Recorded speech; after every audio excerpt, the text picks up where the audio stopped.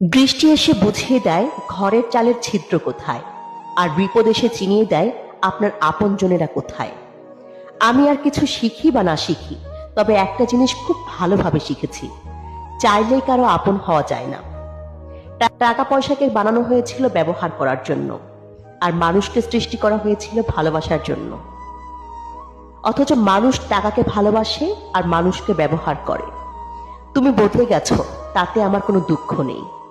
আমি আমার বিশ্বাসের জন্য লজ্জিত। মিশুক হয়ে বুঝলাম নিজের আত্মসম্মান থাকা দরকার। সহজে সবার সাথে মিশলে মানুষ সস্তা ভাবে। যদি কখনো বুঝতে পারেন কারো লাইফে থাকা আর না থাকা একই ব্যাপার, তাহলে সেখান থেকে সরে আসাটা আপনার জন্য ভালো। কারো পছন্দ হওয়াটা সহজ, কিন্তু সারা জীবন কারো পছন্দ হয়ে থাকাটা খুব কঠিন। হ্যাঁ, আমি একা থাকতে পছন্দ করি। সময়ের সাথে সাথে আমি মানুষ চিনতে শিখে গেছি। একসময় যাদেরকে নিজের কাছের মনে করতাম, তারাই বুঝিয়ে দিয়েছে যে কাছের বলতে কেউ হয় না। কাছের মানুষগুলোই বেশি আঘাত করে, তাই এখন আর কারো সাথে বেশি মেলামেশা করার ইচ্ছে করে না। যতটুকু প্রয়োজন শুধু ততটুকুই। সবাই বলে সময় গেলে সম্পর্ক বাঁচে। আমি সময় দিয়েছিলাম, মন দিয়েছিলাম, নিজেকে দিয়েছিলাম। শেষে শুধু ফাঁকা হাতে ফিরেছি।